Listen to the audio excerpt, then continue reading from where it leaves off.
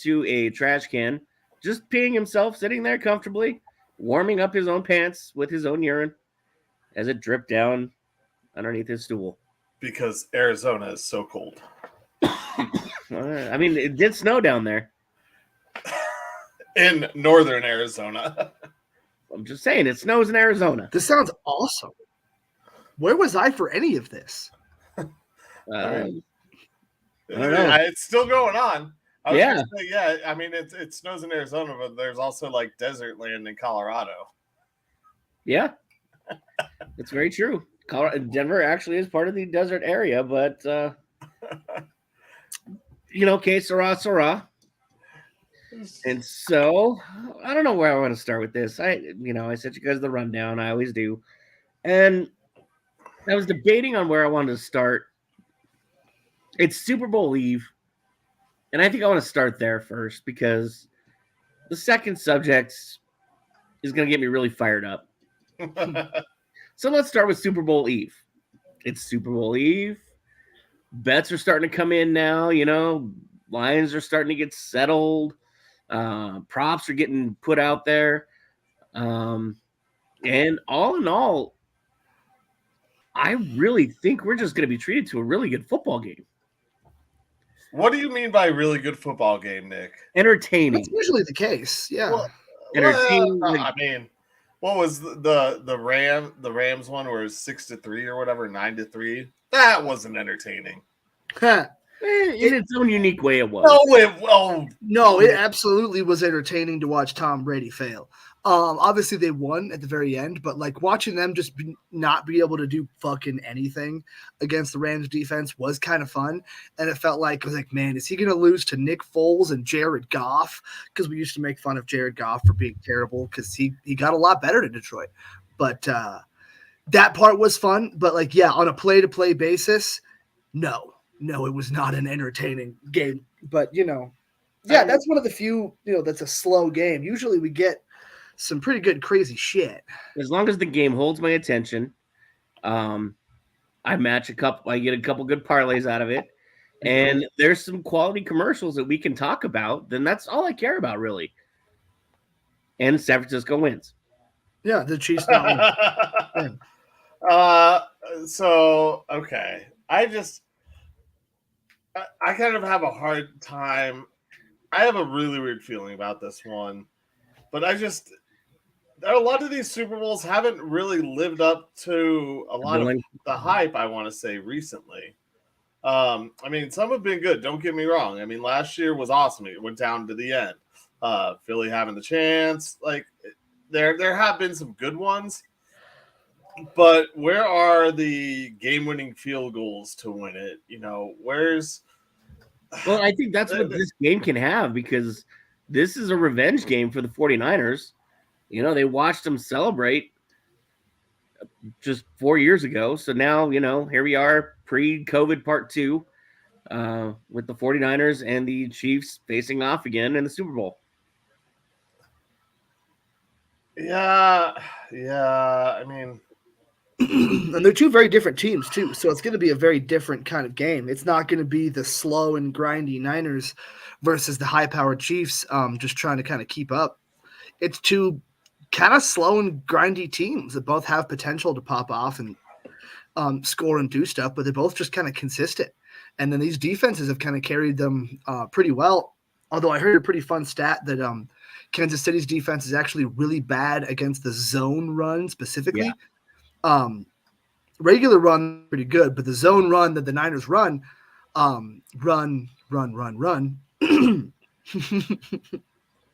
Is there keep saying run, CMC? But run CMC. Whose house? But that's an interesting thing to look at. Are the Niners going to be able to keep that tempo and control the game? And honestly, it might come down to who gets the ball first and who gets to score first and control the game from that angle, because it changes the way people call plays. And it'll be interesting to see when Kyle Shanahan gives up on the run, if he does or doesn't.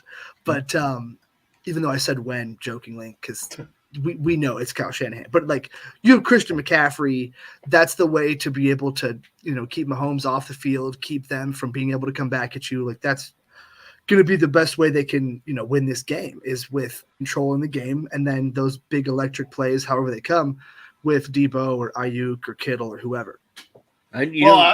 Go ahead, Colin. I was just gonna say, I hope he doesn't give up on the run until Christian McCaffrey gets at least 30 yards in each half. I mean, just saying. It'd be nice. It'd be nice to have 30 yards in each half. Rushing. I mean, it'd also be nice to have McCaffrey get 25 receiving yards too. That's in this game. Sounds like an interesting parlay you might have going on there. What we were that one, they're all part of different ones. Like I was telling Nick before the show, before we got started, was I got a lot of different parlays out there. They all don't really conflict with each other, I think, except for two. The only problem with having all of these parlays is I think I need like 90 points to be scored to win them all. So, like I said, I don't think it's going to happen with me winning them all. It would be a very big payday, especially if it all hit right. But at the same time, that's why you hedge your bets. Both of these defenses, I mean, hopefully, I just need to win a few, honestly, and I'll be fine. Yeah. But these defenses have Kansas City's played really good. San Francisco's played okay. San Francisco has also been given some bad field position, and their defense has given up some bad plays. But KC's defense has played better, and I don't know why either of these teams' defenses would really change in this game much with 2 weeks to prepare, besides overthinking it. And then you hear in the last 2 days that the enemy has gone back and consulted with the Chiefs. So hello, Travis Kelce, 5+ rushing yards in this game. Thank you very much. Ha! Oh God. Oh man. These are all the fun parlay, special. I mean, it's funny you say that too, because I was thinking that we were talking about who scores first. I think what might come down to is which defense holds the opposition to a field goal first. Yeah. Both offenses can just gunsling it with each other back and forth, and they'll trade punches. It's that first defense to hold the opposition to a 3 that's going to make that game change its course. You see, I wouldn't mind a 3 so much as long as it was a part of a 22-point quarter. That would be really nice to have in this game. We do not condone you listening to Colin for all of his ideas of what he thinks should be appropriate for a team to win. I don't care if it's one team scoring. Be your own person. But what I do care about is both teams scoring a touchdown in each half. That's pretty important to me, too. That seems pretty good. I like that one. Thank you, everybody, for tuning in. This has been Colin's. Just kidding. This has been Colin's prop bet segment. Yeah, Colin's bets of the week. Those are the ones I remember, by the way. So there might be a few more that come back to me as this show goes along. I'm sure. I mean, there are definitely touchdown parlays that I could ramble off players and be like, okay. Yeah. I think an interesting thing would be you always look for the dark horse or the guy who kind of not comes out of nowhere, but the guy who makes a play who you don't expect. Last year was Kadarius Toney. I mean, one catch, he catches the touchdown. Almost got me the big payday. Thank you, Devontae Smith, 1 yard line. Never forget. But this year, Kansas City, it could be Sky Moore. Like, he hasn't played in a while. He was on IR. Sky Moore.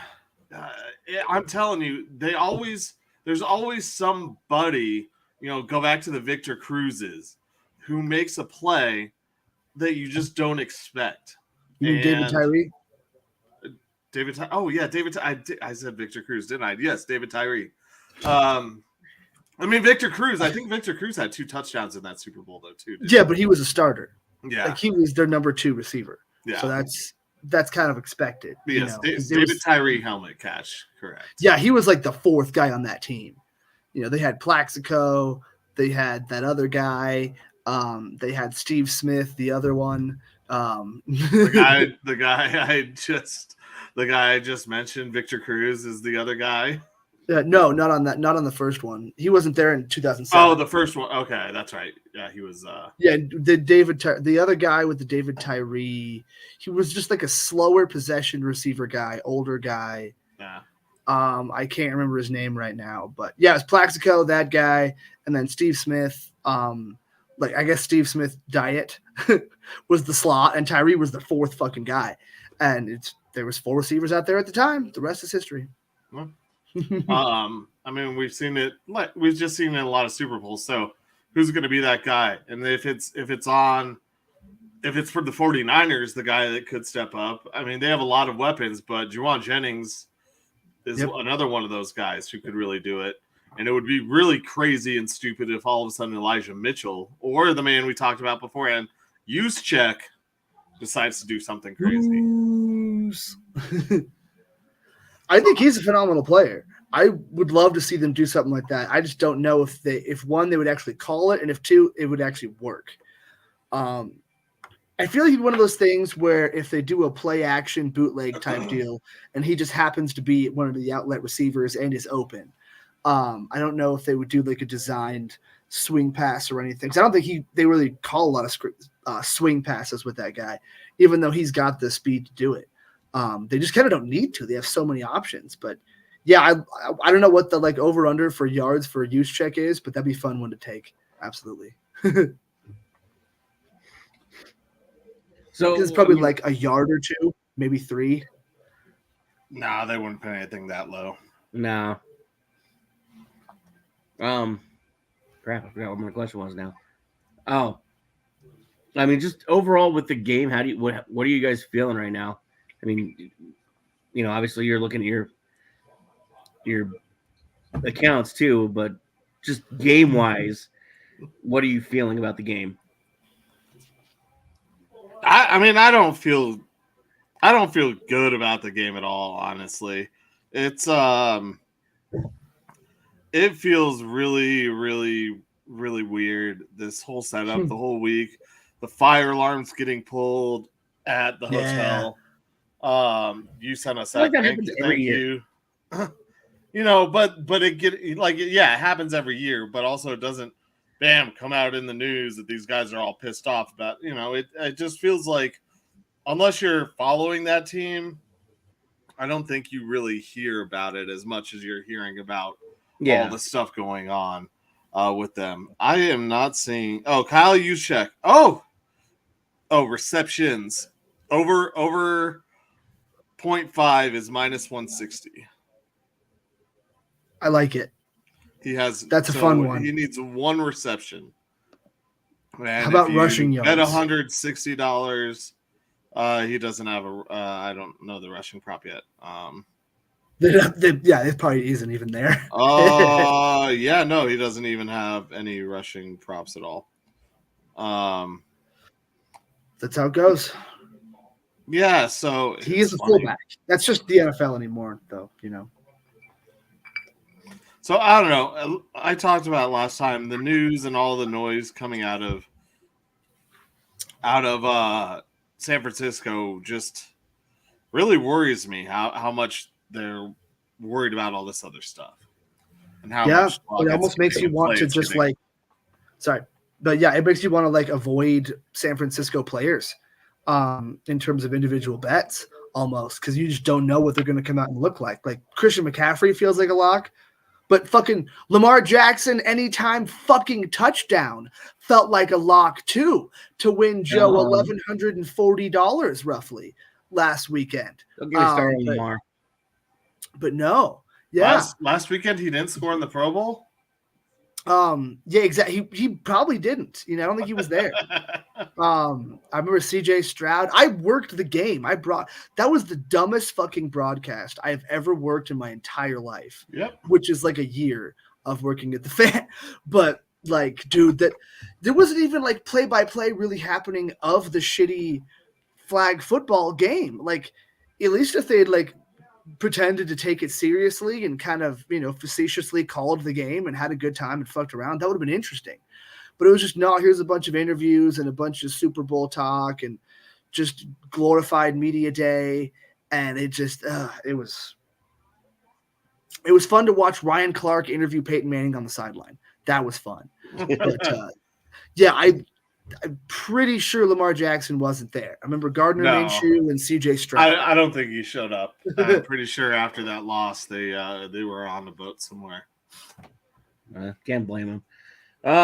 Well, speaking of on a boat somewhere, Broncos decided to raise their ticket prices again this year. Not shocked. After failing to make the postseason again. And as a season ticket holder and a fan, I demand to have a say in whether or not the Broncos keep Russell Wilson if you're going to keep raising my ticket prices. Damn straight. Are you going to say keep him, though? Yes, I am. Oh, well, then no, you don't. You should not get the You want to pay my half? No. Yeah? I want the games, though. Because you didn't mention if I'd actually get the tickets. All you said was paying my half. I mean, yeah, if I pay the half, then I get half the vote, so it would offset your vote. Yeah, I want 51% of the vote. No, you don't get that. This is stupid, frustrating, and annoying because obviously ticket sales go to pay, stadium upkeep, salaries, things like that. Yeah. And nearly 8% you're going to raise my tickets? Is it that much? Yeah. No way. Yeah. 7.9%. Damn. You see why I want to keep Russ? Well, no. Those are two completely different things. Why the fuck would you want to keep Russ regardless of how much tickets cost? Because my tickets still pay for his salary. So they're going to pay for somebody else who's better salary if we let him go. Who might be better? No. That's pretty much. I mean, it's going to be hard not to play just a little bit better, even if you get like a journeyman guy who's going to come in here and just not like. Sean Payton said he still wants to play here. Huh? Sean Payton said he still wants to play here. I don't believe that. Because Russell Wilson's camp has said that they expect him to get released, and those guys, I think, are and what better way to keep him? I think their decision's already been made. What's up? And what better way to torture him than to keep him? I don't care about torturing Russ. I'm over. Russ is. No, Sean Payton cares about torturing Russ. Well, then Sean Payton should be fired. If keeping a player, the player who's not good, is more important because you can torture him than actually improving your team and moving on, then yeah, fuck that. No, I don't feel like no coach who cares that much about, whatever, at the detriment of the team. Like, no. I don't know. Peyton seems pretty. That's too much. Pretty. There's no way. Like, Russell Wilson is going to be gone because they can't afford to keep him because he's never going to play up to that contract, and they need to rip the Band-Aid off and get that money off the books as soon as possible. Just tired of being the scapegoat at this point. Who's saying? Russ being the scapegoat? No, I am. As a fan, as a season ticket holder, I'm tired of paying for people's mistakes. I agree with that for sure. Yeah. That's where I'm going with this. This is a brand new ownership that's learning the hard way with a lot of this football stuff. Mm-hmm. Had they kept at least one of the Bolins, what's her name? Brittany. If they'd have kept Brittany around, leave Brittany alone and show them the ways of how to be a football owner, then we may not be in this situation. This is knee-jerk reaction because these are business people. They're not football business people. They're just business people, and they're going to react based on what business says. Well, yeah, but also, was Russ good for business last year? No. And as a business person, when you have an asset, no matter what money you've poured into it, if it's a losing venture, you cut bait with it and you let it go instead of holding on to it and trying to make it work. That's what happens when, that's what happens when all these things fail. I mean, they're trying to hold on to things that worked before or stopped working, excuse me. You even think about Ponzi schemes and these things that get too big. Oh, worked on this scale, but you just try and hold on and get more and more and more out of it when there's no more juice to get out of that damn orange. Yeah, that's how you end up with contracts like Bobby Bonilla. Yeah. I mean, we can celebrate Russell Wilson Day for the next 2 years. When he gets $45 million or whatever it's going to be. Yeah. Each March 1st. 37, I think. Yeah, and then I whatever. think it's 40 the next year, something like that, or it's like 30. Yeah, it's weird. I think if you're gonna do that to the fans, you got to step in front of a camera and explain why. You can't just be like, "Oh, here's your letter. We have some expenses we have to take care of." Yeah, the guy that's wearing number 3. Well, and we're gonna raise your ticket prices just a little bit when it's been going on for the last 5 seasons. Well, yeah, and this is, I mean, 2 different. I feel like it's 2 different things. Yeah, you should. I think that they could say something after the Russ thing, but I think that they should say we're raising prices, and that's in hopes of building a new stadium. You know, if they said something like that these ticket prices were going up, like, yeah, we know things are costing more. Our cost of living is more. Yeah, we're not I get stupid. That. Yeah, but, I get that. But this has been like, I feel like the ticket prices are going to keep going up every year for a while, just because inflation and just in general. And, you know, I'm not trying to make it political or anything, you know, but I feel like that's more just a symptom of the world and everything kind of being more expensive. And yeah, hopefully, like Colin says, it's going to go towards planning a new stadium potentially or whatever. But yeah, I feel like there's another ticket increase. Those 2 things, I don't think are correlated with the Russell Wilson stuff. I think Russell Wilson, yeah, it costs a lot of money, but they already kind of paid. Like, that mistake has already been paid for. And you're stuck paying for it for at least 2 more years. If you keep Russ, you had to pay for it more. So you don't want to pay more for the mistake. You want to pay as little as possible for this mistake. You want to move on as quickly as possible because it was a mistake. And every year you keep him adds another year of $40-something million that is of dead money because you're not going to keep him for that full contract. If you keep him for that full contract, then Broncos are in purgatory for like 5 years. So I feel like they just need to cut bait and move on. And it's going to cost. Yeah, it sucks. You know, the draft picks that we lost sucked. And then losing more to get Sean Payton sucked. And then now we're going to have. I didn't want him. Yeah, exactly. Neither did I. Neither did Colin. But it didn't matter. We're just 3 assholes into a podcast. The only choice that was left. Yeah. Besides the new guy, which was something the Broncos weren't going to do. Exactly. Yeah, they weren't going to go for a young guy. They seemed like they sort of wanted Evero, but they kind of just wanted him to be the Rooney Rule interview to an extent also.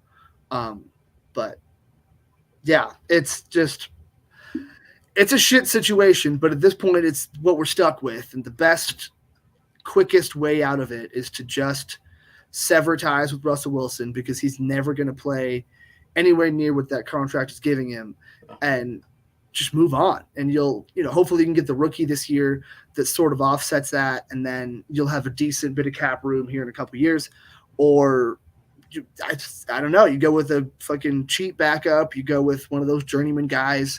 You don't pay him that much, and you try to get a quarterback next year because you suck this year. Well, and that's I feel like ticket prices, they might stay or might drop because of performance of the team, but I don't know if the ownership is going to ever. If they have more losing seasons continuously and fans get pissed, they got 10,000 people on a waiting list. That's a good point. But either way, they might not change like for a couple of years. But I wouldn't see that happening. I feel like they're going to continuously go up just a little bit every year because I feel like that's just standard season ticket business with every league and every team. And that's their response too, is you call up and you want to complain about it. We got 10,000 people waiting to take your seats. Yep. Well, exactly. and so one of the things too that you bring up is that, they raised it after, whatever this last season was, fluky wins. I didn't know that they raised the prices until you just told me, which is one problem that Broncos fans aren't bringing up or asking. I mean, maybe we write Greg Penner a letter too, since Monfort didn't decide to respond. Maybe we just start sending letters out Yeah. You know, these business guys like old school pen to paper Yeah, right. type of stuff. So maybe we just start doing that and ask him why, after an average season, we should pay above average prices to watch our team. And if they have a losing season, can we get money back for that? you know, ask him these things about what he's doing with the product on the field that warrants us paying more money to go and watch games, because that also means the secondary market obviously goes up too, which I'm obviously a part of. But if the Broncos had a bad season last year, I honestly don't know if it definitely wouldn't have been as high of a hike. They probably would have had some sort of increase because they always do, like you said. But an 8% increase, that's too much. You should at least get one win for every percent you're increasing. Right? I would like that a lot. That sounds like a very fair policy. I mean, and everything under 500 is a decrease in a percent. Yes, I like it. So make your bed, Broncos. Be fan friendly, and do something for your fans that are paying the money and the season ticket holders that are there. Yeah, the loyal ones especially. Yeah, and open up the parking lots earlier. The idea that people have to wait for so many hours before they can even go and set up their tailgates, so that you have so much less time to just be able to relax and enjoy tailgating before you go into the stadium, is increasingly infuriating, and becomes increasingly less and less time that fans have to just set up a barbecue grill or whatever. We had one guy one year who had a flat screen TV and a satellite set up in his RV. And so he set it up on a table outside and we'd have the first game on. And that shit takes a lot of time to set up. By the time they get all that going and then eat some food, and it's like, oh shit, now it's time to break it all down. To go inside. Yeah. Yeah. So give us some more time to hang out and have fun, and quit charging so goddamn much. Thank you. We appreciate it. And if you need to, I'm sure there's plenty of little store spaces up there on Federal where you can open up a neighborhood Walmart real quick, just in case somebody forgot their hamburger buns. Yeah, they're not buying space there yet. they're waiting to find out wherever they're building the new stadium. Yeah, they're going to put a Walmart there. People are that Walmart is going to have extra tailgating supplies. A huge beer cooler. All of it. Originally to put a Walmart at 104th and Tower. There you go. That sounds about right, like what I was talking about. That was years ago, but I'm pretty sure Walmart still owns that land. I'm a little concerned here, guys. My dad and my buddy Jimbo, who are both in their 60s, are playing some kind of techno music in the garage. It's kind of hilarious, but I'm also a little worried. I shouldn't have left them with the brownies. You're right. Oh, no, we just smoked blunts. Oh, okay. Well, I mean, they might have gotten in the brownies, though. Yeah, this is somebody else's basement, so I'm not going to smoke down here. All right. Well, let's... So, the Nuggets stay pat. They made no trades. They decided that they're going to be content with what they have for now, and if they need to, they can hit the market. That's actually not true. They did make one trade. I was like, they did make one trade. You got money. They kind of stayed pat. They yeah. I didn't really count that as a trade. It's not a new player or anything. It was a second round pick and some cash for the rights to the first round pick they took this year, who they hadn't even brought back from whatever Euro League he's playing in right now. So yeah. I don't remember if it's him. No, I think it was the other one. Ismail Kamagate. Yeah. Kamagata. Karma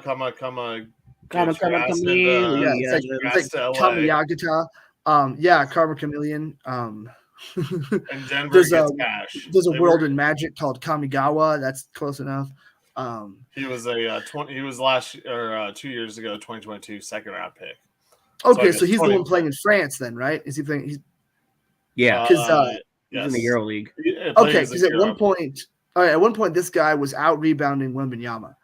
He was leading because they were in the same French league. So last year, for a good bit of the year, he out rebounded Wembanyama. I remember hearing that stat and being like, "Oh, sick! That guy will be cool to bring up as a backup big whenever Zeke Naji flames out. Yeah, he's in Italy. Oh, okay, then it's a different guy. Because the guy was playing in the league with Wembanyama. Currently playing in the league. He was playing in the Euro Cup last year. It doesn't say who he was playing for. Okay, then it's probably a different guy. Because this was the other guy drafted with Christian Brown. That guy was playing. That guy played in France. But this guy was drafted with Pickett and the other guys this year, right? Like he was our draft pick this year. No, 2022. Oh, last year was the 23 draft. Yeah. Okay, then yeah, I know almost nothing about this guy. But picks and money are nice. Neither do the Nuggets. That's why they shipped him away for nothing. Yeah, I guess the Clippers like him. So cool. Good for them. Yeah. Well, I mean, we had to give them something for taking Bones Highland off our hands. All right, sorry about that. Here you go. Okay. Give us a little bit of cash. We'll even it out. My bad. You could just go ahead and sell some of Bones' jewelry that he won't be able to afford anymore when he's out of the NBA. Yeah. And so after that, the Nuggets played a back-to-back, and of course, as always, they put all their effort into beating the Lakers, which I don't mind because it's the Lakers and everybody hates them. But then they go to Sacramento, and they were just flatter than a soda left out in the sun during summer. Yeah, that's flat. No Michael Porter Jr. in that game. And what really sucked is, you have no Michael Porter Jr. And then Aaron Gordon, you can't get a double-double? What are you doing, Aaron Gordon? Come on, man. Again, we don't recommend you always listen to Colin when he makes recommendations on parlays. But if you had listened to me on a college basketball game earlier, you would have been very, very happy. There you go. So this year, Bones Highland is averaging 6.2 points, almost a rebound, 1.7 assists, and 36% field goal shooting. That's way more than I expected. I thought he wasn't going to be playing much at all. I didn't either. Yeah, he's got 10 minutes in the game the other night. Well, so you know what? Zeke Good for him. Zeke Naji got 18 last night. Right, which is nuts. I wonder why. But, I mean, I guess whatever. Well, yeah, because Jokic tweaked his back, so he took a little bit of time out in that game, and then he came back in and was okay. But by that time, the Kings had already taken the lead, and it was over. Yeah. You know who else is okay? Mr. Bonchero in Orlando getting 8 assists. Good old Paolo. It's been a good day. Do you have him pulled up? Like, do you have your phone sitting next to you, or what are you doing? The more that you know that I'm not checking these stats, the better I'm doing it at my job right now. So anyway, back to the Nuggets. It's frustrating because it feels like they always get these heavy-handed back-to-backs. You know, you got to fly out to LA, then you got to go up to Sacramento. And I mean, I know it's not that far of travel, but it's just the fact that you're traveling. And you know, it's not like it's the Pistons and the Trailblazers. This is the Kings and the Lakers. Yeah, but you're always going to have that for the Nuggets. I think a lot of teams have those California swings. Sometimes it's the Clippers and the Lakers, which is obviously a lot nicer for those teams. But it's much less travel. Every team has it. And like the thing that I'm really annoyed at is I don't really get it. The Nuggets play the Kings three times this month. So they have 2 more games against them. Then their season series against them is over. The Kings were one of those teams last year that were a really good team. So you would think that the Nuggets would play them again closer to the end of the season in hopes that they're both fighting for some sort of playoff spot. Yeah. Where it means more. Not a February game, 3 February games and putting them in back-to-backs. It's like you're trying to get some eyes on it, but when you have 3 games in the same month against the same team, by the time that third game hits, are we even going to care about Nobody what cares. happens in it? No. It's no one's going to want to watch that game because it's too much of the same guys too quickly. You're scrimmaging against the same team over and over again. It's why those scrimmages at Broncos training camp get so feisty. It's because guys are bored. It's the same BS over and over again in those camps. So by the end of this month, it's just gonna be like, all right, whatever. Are we done with this yet? Yeah. You know, can I get myself kicked out of this game? Can I get myself kicked out of practice?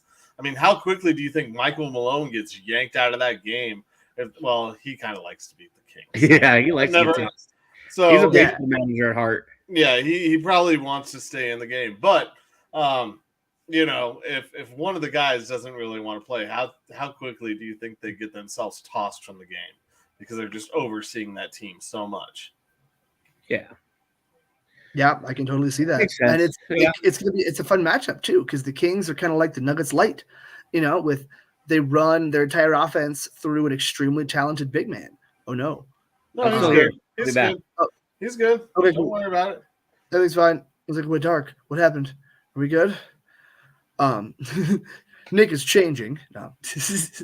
But yeah, I think De'Aaron Fox is probably a little bit better scorer than Jamal Murray, but Jamal Murray is more consistent at everything and such a great playmaker. It's a very similar style offense. They just don't have the extra big like the Nuggets do with Aaron Gordon to really help anchor that defense to an extent. But yeah, those games be a lot more fun closer to the end of the season, not like right at the end, because at that point just spread out. Yeah, spread them out over 3 months. Yeah, something. Yeah, you know, have one game closer to the end of the season.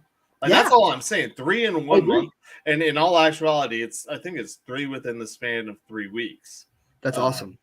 I think it plays out that way. I might be wrong. It might be like 3.5 weeks, but that's all I'm saying. Spread it out. Speaking of De'Aaron Fox, plus 4.5 and 8+ assists.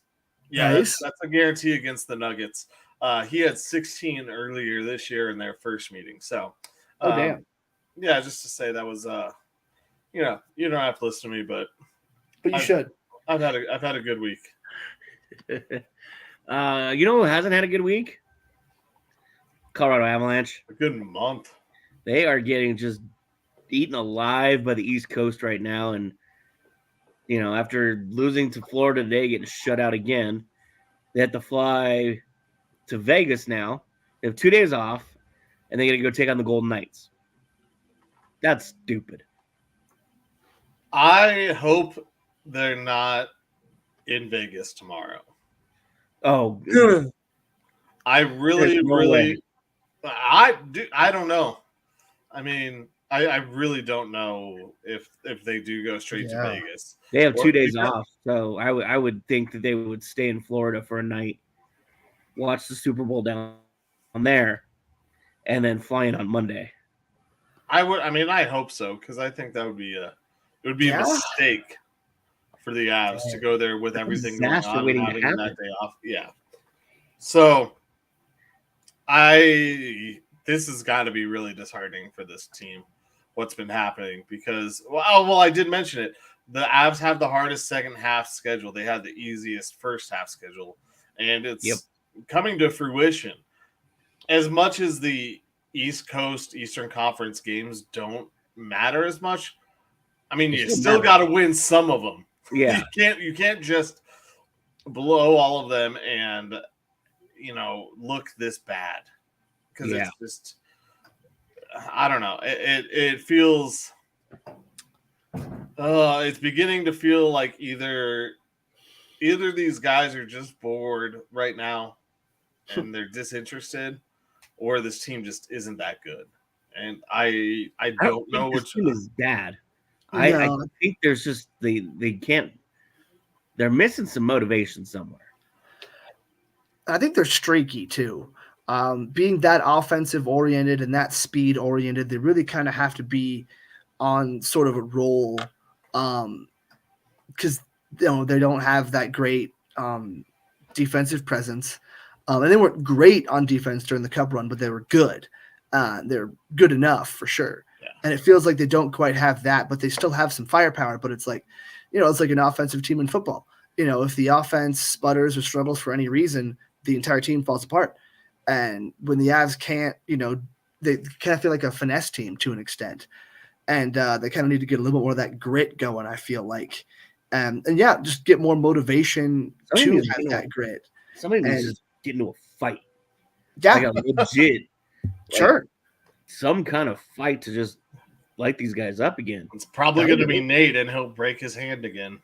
No, it can't be him. It's got to be LOC. Yeah, I know, but Nate would be the one who was really fired up. This is where you need Landeskog. I mean, really. Yeah. When you talk about Nate, because this is where he would go out there and get bloodied or bloodied someone up, or he would keep fighting until he was bloodied up. Yeah. This is where you're missing that part of the team. The Avs feel a lot like the Edmonton Oilers of the last few seasons, where it's just they're not. We said it every year. We said it when the Avs faced them last or 2 years ago. You shut down McDavid and Draisaitl. You put Makar on one of them, and then you put Nate or Gabe. Like you shut them down, and then they have nothing. It took a 47 save game from a guy starting his first game, like to win one of those games. Yeah. Like that's really what it's beginning to feel like. And I don't think I hate being so tough on Georgie because I think he is a good goaltender. He is a good goaltender. He's just not getting any help either. And I mean, he had a couple bad bounces tonight. I didn't get a chance to do it. I was doing D basketball. Yeah, there were a couple bad bounces tonight that that game probably could have ended 2-0, but just bad luck. No defense, not in the right place. Leaving the back door open. And next thing you know, there's a puck in the net. And that's the theme. Defense just being a little bit off, being out of place. The losses. Eric Johnson, obviously. Guys, just a lot of those guys that they were not able to retain for one reason or another from that cup run a couple years ago, and then all of a sudden it just feels like they don't have enough guys to actually stop the opponent from scoring. So yeah, if they're not scoring, 5-6 goals a game, it feels like they're not able to really pull it out as easy as they used to before. So I feel like that's just got to be one of those big trade deadline priorities. Is just get some fucking defense into this building one way or another. I know you guys were even saying, like, should they bring back EJ? Sure. Fuck it. Do what you can. I saw that Parise got himself a goal, which was nice. He's a veteran, relatively gritty guy from what I understand. He's working his way in. He's looking pretty good so far. That's a step in the right direction. Then Sam Girard with his offensive prowess scored a goal like 30 seconds later. Yeah, well, there you go. But again, that's not necessarily the style that you want to have being overly committed to, like we were talking about in the other pod, having a guy with the same skill set while it being, not nearly as good as Cale Makar means you're kind of committed to that, speedy offensive defenseman kind of strategy. And then Makar. And then you're not really switching it up too much with different lines. And it's just, if those guys aren't producing and scoring, they're not going to be doing a lot of stopping. So, you kind of need to mix it up, I feel like. And at least that's what we saw here with the cup run. So that's kind of what I'm going back to is like just trying to have different guys that do different things and then being able to kind of mix those lines up and, build a championship roster, which we've been hoping they could do since the first one. And I don't know. Did we get Sidney Crosby? What do you guys think? Well, so on that note, Joe, actually, I kind of have a question. I know we haven't brought that one up yet. That I think could like kind of wrap up the segment, this part of it. Yeah. I just thought of this. Is it better for the Avs to be on a losing streak going in to this trade deadline? Or would you rather see them winning and putting it together? Like, what do you guys think? Because I'm kind of conflicted after I just thought of this. Once you said it, there's pros and cons to both of them. Yeah. Because I mean, in a perfect world, both. Well, you can't be on a winning and a losing streak, Joe. No, like you want them to be on a winning streak, but also still consider making trades and improving the team, because you want as many wins as you can get, especially with how tight just the West and the NHL is going to be in general. You want as many wins as you can get, but as long as you can still recognize that you need to add more stuff, because I assume that your thought process is if they're on a more of a losing streak, they'll make more moves to improve things, where if they're on more of a winning streak, they might just not make any moves and kind of stand pat. And I feel like perfect world, they might not you want to be winning games, but you still want to make some moves because you want to prepare more for the playoffs. So that's what I mean by both. Like, it'd be nice to have wins because wins are good, but still make the moves you need to improve your team, and see those deficiencies despite winning games. I mean, let's not get this wrong. With this losing streak, the Avs are still in second in the Central and tied for third with the Golden Knights. So in the West. So they're not in terrible shape. But I guess the way it's going is like if the Avs start winning and getting on a roll, then does this team really – it's like – in a lot of ways, it's like Major League Baseball when the team feels like they're one player away. The Avs, I think, are a lot more than one player away. So if they do go on a losing skid or continue, I mean, they've been on a losing skid, kind of continue losing in some ways and maybe losing some ground, does that mean that they will make a few more moves or extra moves rather than just the one?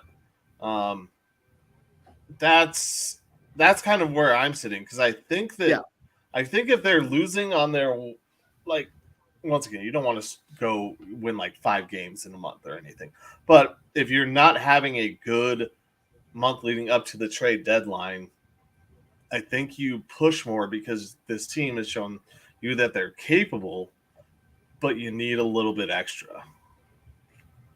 And they're just a little bit removed from a Stanley Cup, and a lot of these guys haven't changed. Yeah. There have been some players that have left. Yeah, I get that. But also some come back. Yeah, that's true. But you can't – you got to look at the season as an overall totality of what a trade is going to do for you. Because, again, this is all reliant, too, on the captain coming back. Yeah. And right now, maybe the playoffs is what we're hearing, but we've been hearing maybe for the last year and a half. I'm not expecting him back until next year at this point. And so you got to find some way to plug that hole. Somebody's got to step up and take that spot. I don't mean take the C, but I mean just fill that leadership hole. And the front office needs to look at the team and realize that they're going to get booted in the first round again. And we as fans have been through that before, and we hate that. Yeah. I don't know what's worse, the first round or the second round exits. They're all bad. Well, they both got yes. That's actually the only correct answer is yes. Yeah, I don't know. There were so many second round exits for all those years. It was just tough. Rough. All right, I pulled up some standings real quick. Let's look at some teams that are like pretty low in the standings and might have some veteran players. So we'll start with like the lower kind of mid. We got the Pittsburgh Penguins. We might have to do that. Yes, the Penguins, as I mentioned the other day. But we might. I told you this on Wednesday's show that the Penguins weren't doing that good. And you go and get theirs. I mean, the Kings also are not doing good. You can go and pry away that. Well, not that they're not doing good, but they're. I think what the Astros do is Fleury from Minnesota. Yeah, who is definitely a possibility. Yeah, they're 2 games worse than the Penguins. I think we should spend more time on this on the next show since we're creeping up on our time. Yeah, that's fair. And Colin just really wants to talk about betting. So, no, we have an hour. Ladies and gentlemen, it is time for Colin's favorite time to brag. It's a good time. I'm gonna get some water. This is the victory formation. All right, boys, here we go. Best play in football. 6 right tight diamond victory on 1. Break. Okay, 3, 2, 1, let's jam. The Pick'em segment, proving that Colin Zanker is the most humble man in the history of time. Least. Featuring Nick Archuleta wishing he was somewhere else. And Joe Good just kinda winging it. Oh, baby. Welcome into the victory formation. And just to take a step back, Michael, appreciate you tuning in to the show. And as far as the Kings and being young, yes, they are a younger team out there, but you also have a guy in Cam Talbot who's a proven goalie, who's one of those older guys costing them a decent amount of money. David Reich, they might be looking to move on from some of those guys and just start the youth movement because they don't know how long some of their goaltenders will stand there. For me, I'm looking at the Kings for a goaltender, not necessarily their players. I'm on the side of the Avs getting another goaltender to help push Georgie or Marc-Andre or to play on the other side. But that's my answer to your question, Michael. Sorry we didn't get to it in the hockey segment, and I'm going to not let these guys answer because we only got a few minutes to go through our picks, and we all know that some people like to look up stats before games. I'll just message them later. So we're going to start. It's nice to have a hockey commenter in general. Appreciate it. Yes, it is appreciated. Go Niners. We'll get to that pick soon. First game that we got to pick on the docket this weekend is the matinee NBA Sunday game. Thank you. Can we give a round of applause to all the sports out there that are not playing against the Super Bowl? Yes, thank you very much. Thank you for leaving the Super Bowl on its own and not being stupid. So the Kings and Thunder have a 11:30 tip-off tomorrow morning, Denver time, Mountain Standard Time, of course. So that's kind of fun. On the East Coast, that's early afternoon. The Kings, once again, coming off a drubbing of the Nuggets and a Sabonis triple-double, and the Thunder coming off getting their bells rung by, I think it was 35 points. Also, they got smoked. But Thunder at home are favorites at minus 162, visiting Kings plus 136 on the road. Michael, and for anyone who's tuning in that doesn't know, we bet $10 a game in fake money. Do whatever you want with it, but we keep track all season. And the winner at the end of the year gets bragging rights. And that's why I'm still bragging and the most humble man in the world. So, Nick, who do you got? The Kings or the Thunder? Oh, that was OKC. Hey, Nick did no research. Joe, who you got? And this is in OKC or it's in OKC? Either way, I was going to take OKC because they're a better team. And their defense, I feel like the Kings aren't going to be able to overcome. And they probably have – Nick is probably broke. Michael's one of my new favorite commenters now. Yeah. I'm gonna take Chet, the rookie of the year at OKC. The rookie. Okay, I think a guy in Sacramento has something to say about the rookie of the year.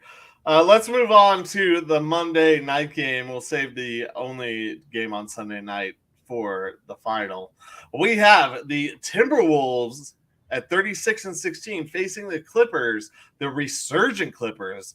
The Clippers who just made that huge trade with the Nuggets for a guy they might not ever see in America at 35-16.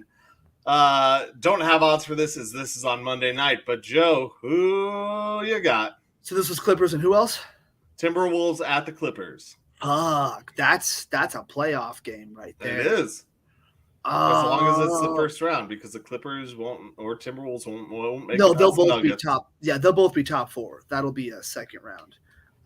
That's not even a hot take. Like the top four are almost like decided. Obviously, anything can happen and anyone can fall off. But I'm just trying to stall for time because I don't know who that. Oh man, It feels wrong, but it also feels like it's going to happen. And I'm going to go with the Clippers. Yep, I typed it in before you even said anything. It feels wrong. I don't. Wrong, Clippers. I don't. Yeah, that's exactly. Once you're like, I feel like I'm like, oh, he's taking the Clippers. I don't feel like the Clippers' luck can continue on, and the Timberwolves know that this is one of those matchups, and I think they want to assert their or make their presence known against him because you're right, it is a possible playoff matchup. So give me the T-Wolves and those Twin Towers. Nick, who you got? I was thinking the same thing. Minnesota's going to come in and just try to assert themselves and not look like little brother. They're going to come in and show the Clippers what T-Wolf basketball is like. So I'm going to go Minnesota. And we move on to the game of the week, as we all know it is the Super Bowl this Sunday. What game is that? These odds have shifted. It is now Chiefs an underdog at minus 120, 49ers a favorite at even money. Plus 100. Wait, what did? Yeah, I was going to say, you said that wrong. I flipped that around. Yeah, I was like, wait, hold on, that ain't right. That doesn't make any sense. The 49ers. The Broncos in the Super Bowl against the Panthers. Yeah, well, that was another crappy Super Bowl. 49ers at minus 120 are the favorites. I think it was a Broncos fan. Fucking good Super Bowl. I don't know what you're talking about. But the Chiefs are now even money at plus 100. So the line has shifted. That means a lot of money is gone on the Chiefs. I've said it. I don't like all the noise coming out of the 49ers camp, but I also don't care about losing $10, and I'm not going to put it on the Chiefs to win this game. So give me the 49ers. I love it. Nick, who you got? Oh, you know, I'm going 49ers. Yeah, he's taking the Broncos. No way I can root for the Chiefs. I would be disowned. Joe, who you got? I mean, I'm not going to root for him, but I am going to pick the Chiefs. And you're the only one who's going to win money on this, probably. I at least the numbers have changed. I feel really, really, really. It's scary. It's scary. Minus 2.5 means they have to win by more than 2.5. Yeah, so that is favored. But yeah, I just feel like Kansas City, they're just on that roll. They've got that grimy team. I feel like they have a lot more in their bag they have not pulled out yet because they haven't had to because it's just been so grindy and kind of fun. So I feel like that's just, I don't know. Yeah, that feels like the team that even though on paper the Niners are a better team, they just have more talent. I'm not going to pick against them until they prove me wrong. And they've lost a few times. They've lost Super Bowl. They've lost a AFC Championship game a couple times. But I just, more often than not, Patrick fucking Mahomes. Yeah, I like that. I want to take some Taylor Swift related bets. I want to make a parlay of just like, will she hug Taylor Swift's mom? How many times will they show Taylor Swift? Stuff like that. Will she hug Jason Kelsey? I'm sure there's a whole bunch. I want to make a whole Taylor Swift parlay and see if I can win some money. That's part of the 22 points in a quarter and less than 10 seconds left in the hour. Thank you, Michael Spillane, and everybody over at e5280sports.com for having us on. Thank you to our newest sponsor, Pikes Peak Sports Cards. And make sure to check out e5280sports.com for all the other great shows they have on there, including The Wheelhouse, Between the Lines, Gridiron Intel, and many more. Thank you, everybody, for tuning in. Michael Fritch, I hate you still. Everybody else, I love you. Thank you, everybody, for tuning in. Until next week, enjoy the Super Bowl. Have a great weekend. Everybody in Colorado, stay warm. We love you all. Go my bets. Don't worry, Michael. We still love you. Go my parlays. Nick doesn't have to.